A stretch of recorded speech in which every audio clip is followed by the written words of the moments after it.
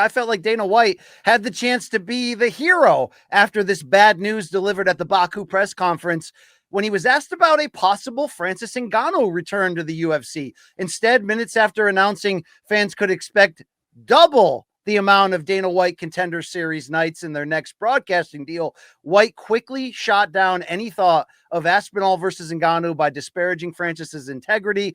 We're going to play the video, and then I'll tee you up for your response. Let's listen in on Dana right now. Francis says he changed his mind and he would consider coming back to the UFC. Would you be open to having Francis back? He would consider coming back to UFC if what?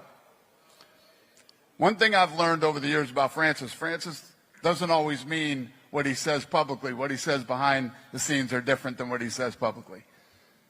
I'm not a big fan. I would be shocked if Francis ever came back here on lots of different levels. I'm not a fan, and he doesn't always mean what he says publicly. Luke, before I ask you this question, I just want to make one thing clear here for people that are coming after me. I'm not asking for a co-promotion anymore. I don't even think PFL is going to be around in a year, to be honest. I think Francis has one fight left on his PFL deal. John Nash thinks he might already be out of the window of that deal. So let me ask you this. Who is actually benefiting here from Dana White clinging to prior grudges? And how big would an Ngannou return be if he fought Aspinall to repair that hole of this Jones-Aspinall or maybe even this Jones-Ngannou fight not happening at all? It's a great question. So let me just say this. As you indicated, folks have been like, hey, is Francis even eligible?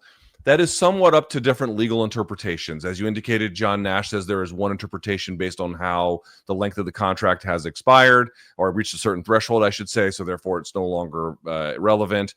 Certainly, publicly, you heard mixed messages from Francis. I could come back. How do you know I want to come back?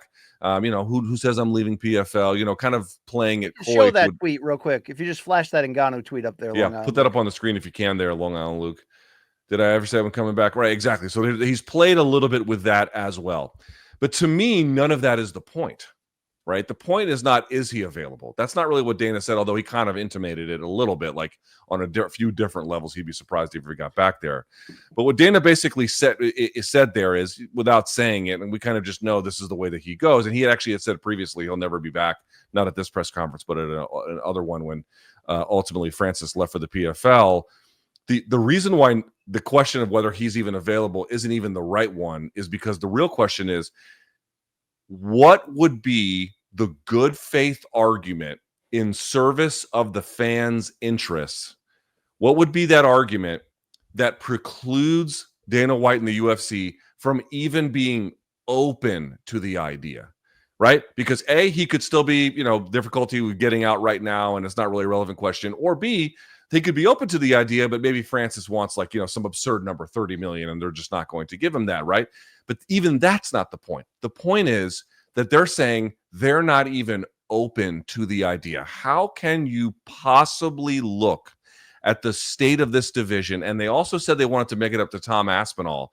I can scarcely think of a better way to make it up to Tom Aspinall, and frankly to the UFC fans more broadly, and inject some life into this heavyweight division than, if possible, to bring Francis back. But he is saying he's not even open to the possibility of that. There is literally not a single good faith interpretation of that in service of the fans. Ask a basic question, which is what you did. Whose interests are served by icing Francis out? Again, not even entertaining the possibility of it. Is that in Francis's interest? No, but you may not care about those. Is it in UFC's interest? I would actually argue it's not at all. It doesn't service them even a little bit. And more to the point, is it in the interest of MMA fans and UFC fans specifically to not have the other, by the way, the lineal heavyweight champion and the other dominant figure, frankly, in the sport at this time in that weight class, to have them together with Tom Aspinall, perhaps the most exciting talent in all of MMA, who also just happens to be a heavyweight? There isn't one. There isn't an argument you can make in service of that. It is absurd on its face. Now, BC, if they tried to make a deal and Francis wanted, hey, I want green cheese on the moon, well, what can you do? But until we even get to that point, this is not what business that actually has to compete for your dollar would ever say something like this. Yep. This is literally in defiance of their very own fan base. What business that has competition breathing down their neck and nipping at their heels would ever say, we don't need the lineal heavyweight champion of the world? Guys, people ask me all the time, what are the problems with monopoly? You're fucking looking at it. Yeah, you are. And, no one's knocking on the door in terms of UFC's MMA hold and power in the number one slot, unless they continue to do stuff like this, in my opinion. And look, the Jon Jones fallout here is embarrassing. It's ridiculous. It's disappointing. It's everything.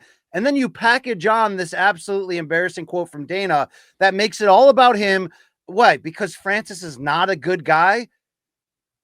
Jon Jones, Conor McGregor. We don't care about who's a good guy in this business for the most part, right? We care about Great they point. make money, can they make fun fights, whatever. It's showing you that this is some shitty personal grudge. Why? Because I've had so many people come at me on Twitter in the last 2 days and be like, how are you defending this guy, Francis? He obviously, tried to swerve Dana and lost. Well, I mean, first of all, it feels like he won because he became a free agent, kind of screwed PFL with that big deal, but he made big money in boxing. And I'm not here to try to put Francis up as like the greatest person of all time. He's a human being like all these people. But could Dana have fixed this hole by saying, look, John made his decision, but I'm available. My phone's open. I wouldn't be fully against this. Good luck, Tom, to hearing Dana say, we'll make it up to him.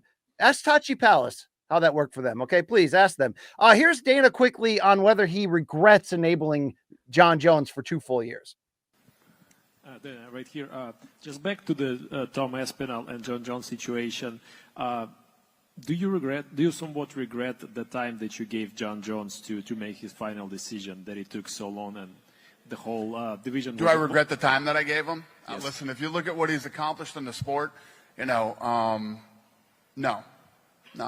It is what it is. I obviously feel bad for Tom that he lost all that time and obviously money, but we'll make it up to him. Tom Aspinall's a good guy. He's been incredible through this whole process that we've gone through. He's been willing to do anything, fight him anywhere at any time and do this, and now he's like, I'll fight anybody. You tell me who and I'll fight him. So Aspinall's been great. He's going to be a great heavyweight champion for us, and I'm excited to work with him. This is why the company's broken right now. And I don't want to hear, well, they're not broken financially. No, they're not, because they're taking from you, the MMA viewer, at every possible, stretch that they can.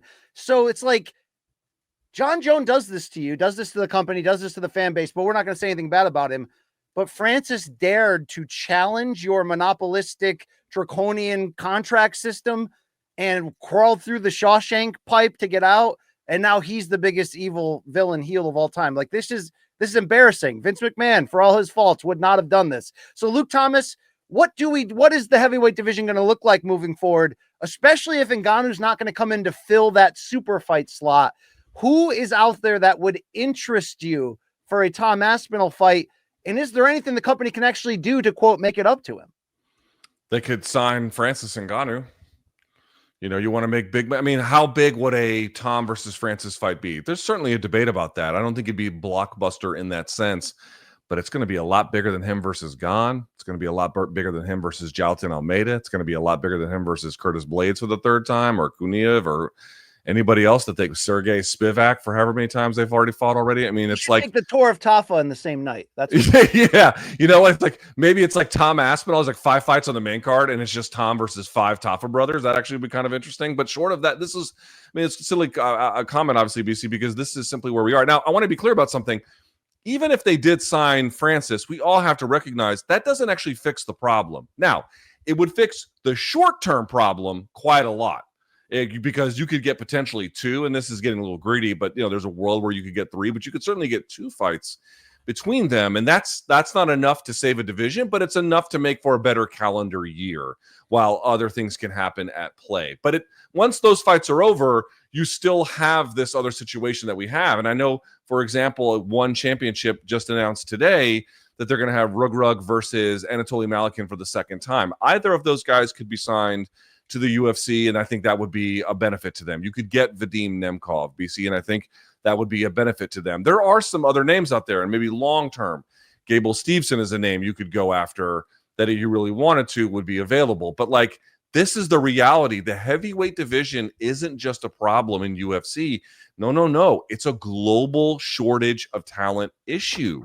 That's the problem. And that's why this reluctance to even entertain the idea of Francis. It's like, how can you look at the state of the heavyweight division, which to my mind, as someone who's been watching MMA for a very long time, longer than some of you have even been alive, how can you look at the state of this division and say it's in anything other than borderline ruin?